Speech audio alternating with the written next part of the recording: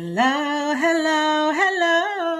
Oh my goodness. It feels like it's been forever since I recorded an episode.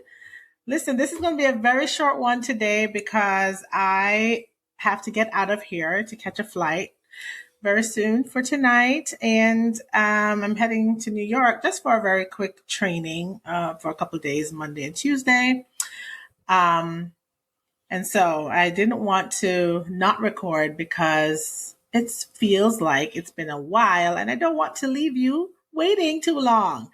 Don't want you to forget about me. And I'm so grateful today that I have close to 500 subscribers. I haven't checked since maybe last week, so could be more. But thank you for those who have subscribed to my YouTube channel at Suzette Counsels. And I encourage you to also support this podcast by visiting Buzzsprout for, people can give monetary donations that way. Help feed me. No, I'm just kidding. But yes, I'm Suzette and I am excited to be here again, giving you another update on where I am. It's kind of hard to say where I am. I've gone through a difficult couple 2 months. I would say financially, I've just been trying to catch up. But I have a lot of optimism about my future. I am actually venturing into a new business, which I won't really get into right now.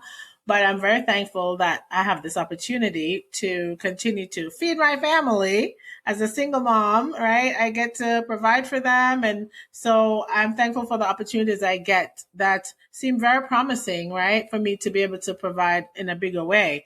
And so I'm excited about that opportunity. And I'm motivated to do this, especially since I've had a hard couple 2 months. So this is my second recording because the last one, I don't know what happened to it, but I said, I just want to get something out there because I miss the people. I miss my audience.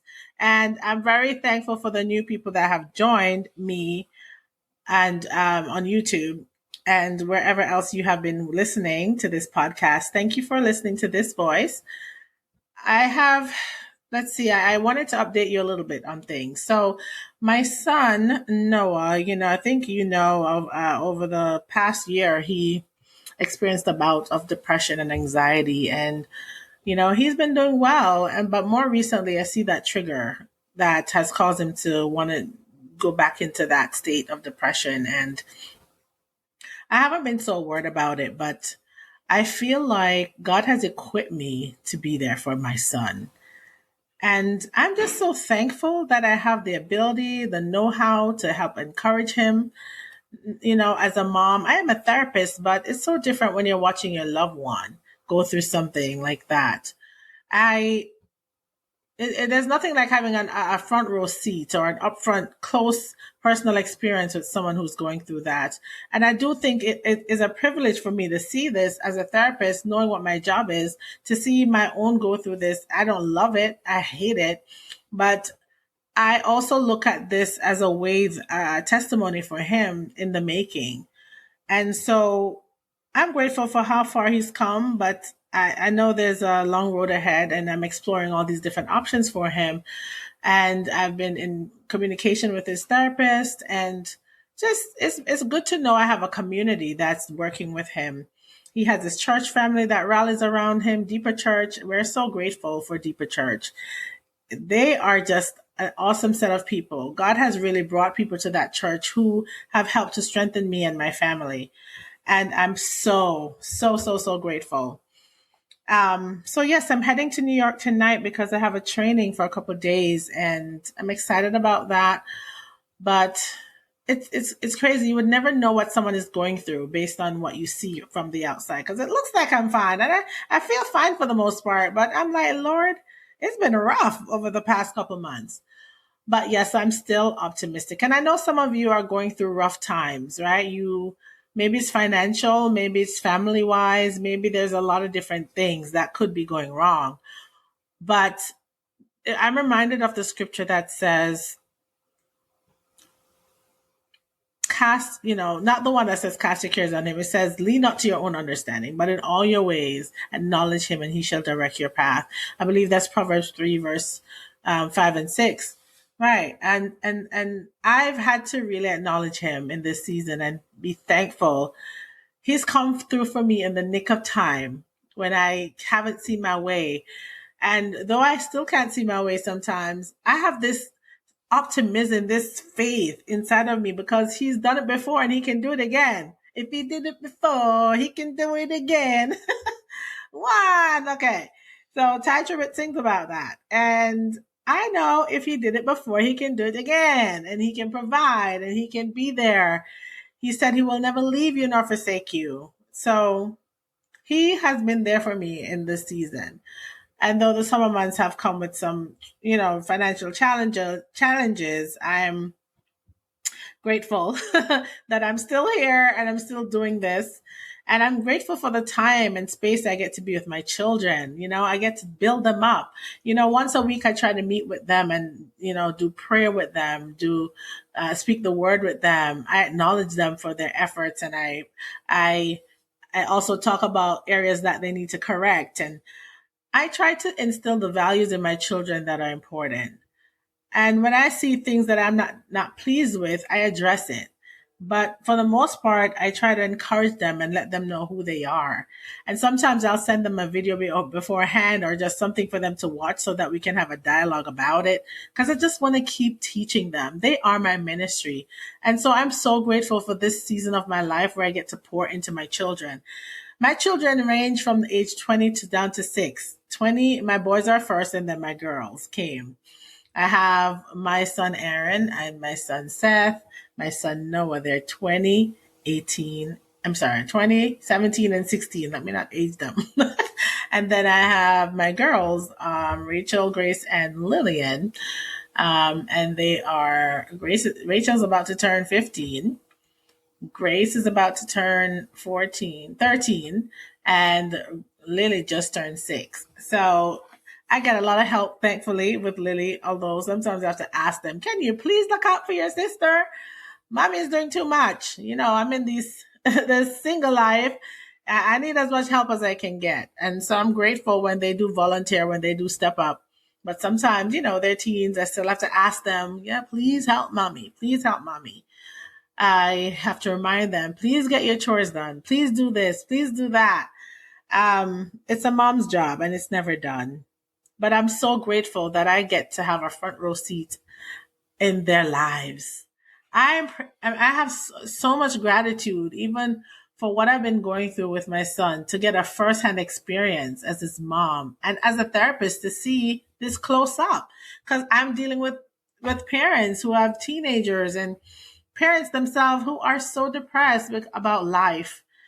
And it seems like that is a tactic of the enemy more than ever to oppress us in our minds, to make us feel unwell, to plummet us in depression as if we don't have a purpose here.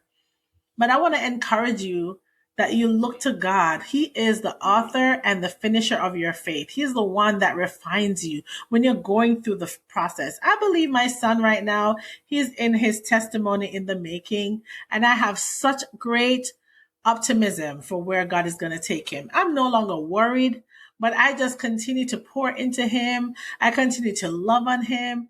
I serve him if I have to. I give him food if I have to. I'm like, you better eat today because I'm going to make sure you eat.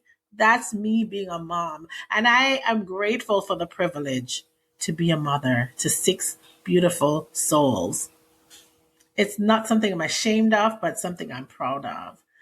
And I have 3 girls, 3 boys, and these are men, in the making. And they have so much that they're learning so that they can become.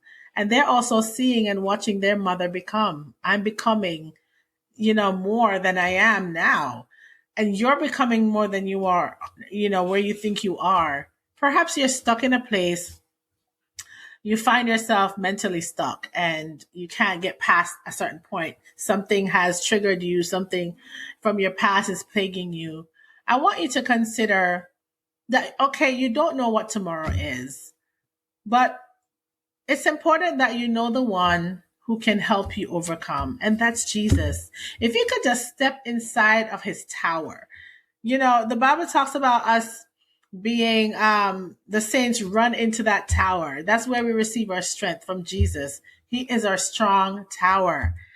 And if we can run into him, and we will find our safety right there.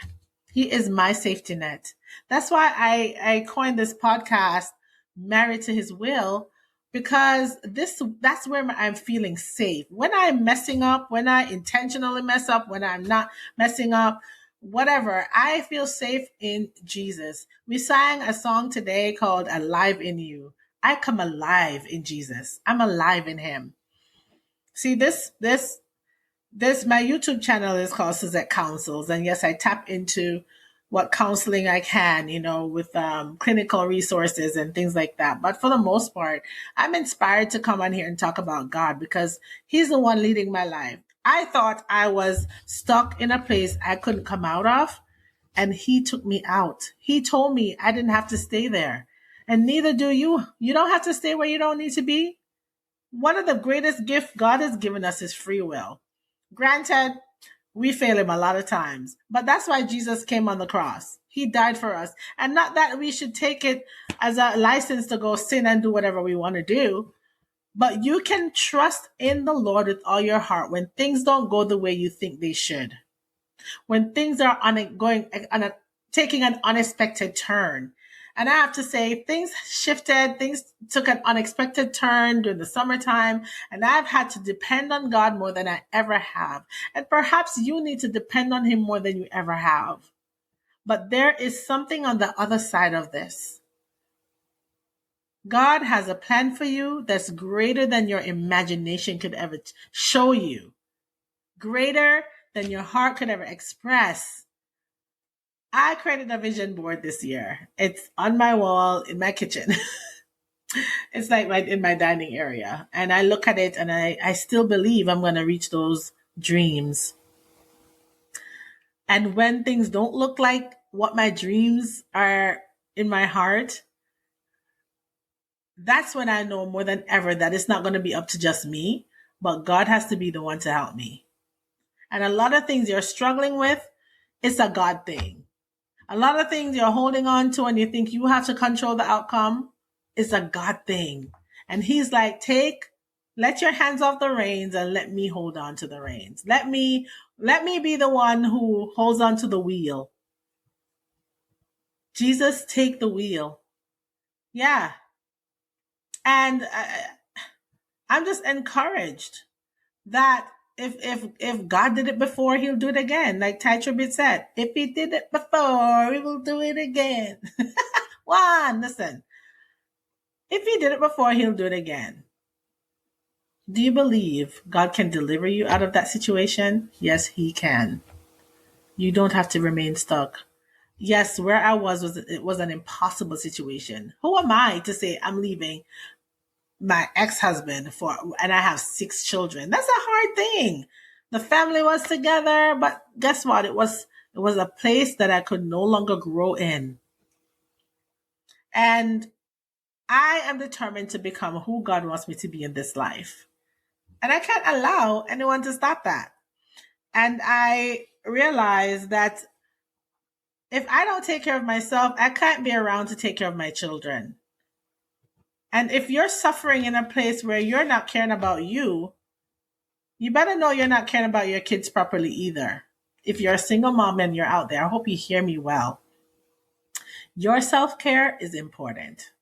And I'm not just talking about getting nails done and the pampering. I'm talking about your mental health, your relationship with God, your time with yourself, just to get to know you. All of that is valuable to how much you can pour into your children. When was the last time you researched something that will increase your education? Or when was the last time you said, I'm going to take a 10-minute bath and just chill? When was the last time you said, I'm going to take myself out for ice cream? When was the last time you said, I'm going to, do some exercise to get this body in shape? When was the last time you took care of yourself properly? It's so important. So I started this podcast by talking about where I think I am, right? I talked about my son. I talked about my family and what I do with them. But more often than not, I have to take time aside for me and God, because then I'm the one that's going to be insane otherwise. And I refuse to be stuck again in a place I don't want to be. I need to be intentional about my walk with God and where I'm going. So, as I said, this was not going to be a long podcast, but it's an episode for me to encourage you to still get out of that place. Don't get stuck. And it may be a place in your mind that you're stuck. Even God probably pulled you out of there, but you're still stuck there, holding on to what they did, what they said, No, let it go and move forward. And as I end every podcast saying, no matter where you are, no matter where you find yourself, no matter how stuck you feel, God gave you the gift of free will. But the most important thing is that your will aligns with His. And so I ask you to stay married to His will. God bless you.